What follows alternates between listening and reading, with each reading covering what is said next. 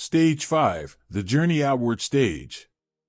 In Stage 4, a spiritual person wrestles to discover their own unique purpose in God's eyes.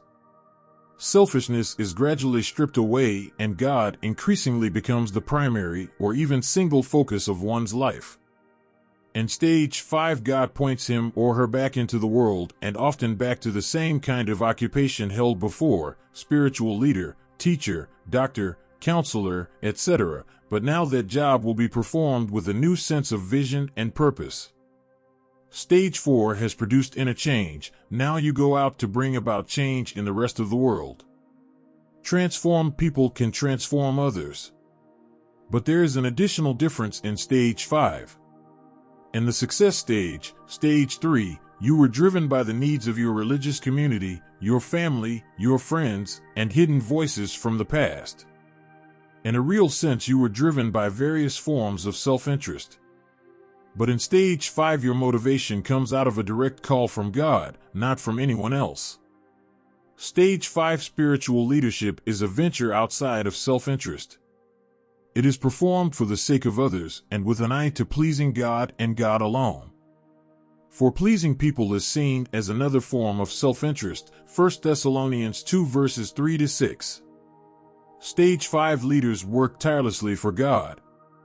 They are comfortable to toil for the success of a community or an institution without getting any credit for positive changes in the organization. Their efforts may have been instrumental to success, yet their work is often unnoticed. They are content in the knowledge that God notices. This new perspective is grounded in the growth and healing that takes place in Stage 4. Outwardly, Stage 5 leadership may not look all that different from Stage 3, but the motivation and the passion are more authentic. Arising out of a new vision and purpose, there is an increasing focus on compassion.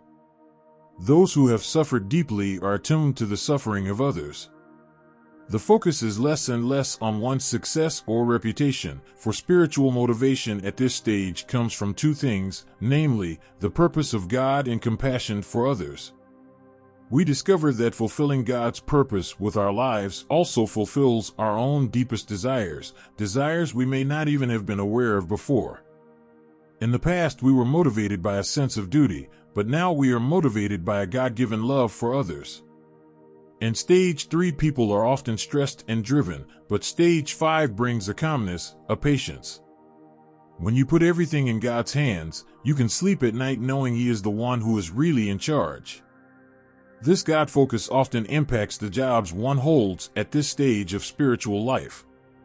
Stage 5 people will often change direction in life to a vocation that is smaller, humbler, riskier, or newer. Top leaders in an institution may resign their post and replace it with something small, isolated, seemingly far less important to the success of the institution. I am reminded of Albert Schweitzer. He was a world-recognized figure in three areas: music, biblical studies, and medicine. He gave all that up to take over a remote mission station in West Africa and largely disappear from the world stage. Yet the example he set probably motivated many more people in positive spiritual directions than his music or his biblical scholarship ever would have. How do you recognize this stage in someone else? It is similar to Stage 3, but the motives are different. The person is peaceful and patient, rather than stressed and driven. It is as if they have come out of a deep crisis. They are unafraid of people or whatever situation might come. I think of Daniel. After the lion's den, what king could possibly intimidate him? As mentioned above, people in Stage 5 often change jobs, mission, and/or location in ways that mystify others.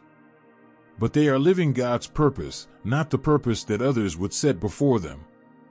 As a result, Stage 5 is much more misunderstood than Stage 3. The ways of human beings and human institutions are not God's ways. Isaiah 55 verses 8-9. What are the points of concern with people in Stage 5? Is it possible to get stuck here too? One thing that already stands out from the above is that Stage 5 people may appear out of touch with everyone else. They march to a different drummer. They hear the still, small voice of God, which for most others is drowned out in the cacophony of earthly voices and background noise. They may seem indifferent to some of the practical concerns of everyday life. They have become countercultural. They take their marching orders from God, so they no longer fit in with the expectations of a world that is out to be productive and win. People at earlier stage may even think they have lost their edge. She used to be really successful, but I don't know, they really lost it somehow.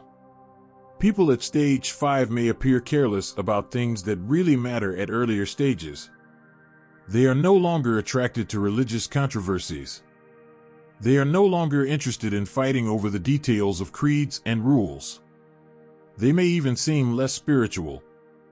They connect with God naturally in the course of a day and don't feel as much need for rituals of devotion and discipline. Mentors can help stage 5 people continue their spiritual development by encouraging them to look at everything and everyone through God's eyes and through the lens of His revelations. When others don't understand what God is doing in their lives, encourage them to have a sanctified, no-care attitude. It really doesn't matter what other people think when you are living out God's purpose in your life. The essence of stage 5 is to be driven by God's call and the resulting passion to please Him, rather than the expectations of others. Stage 5 leaders are driven by compassion for those others don't care about, and in so doing they are attuning their lives to the heart of God. But at this stage, something happens that one would least expect.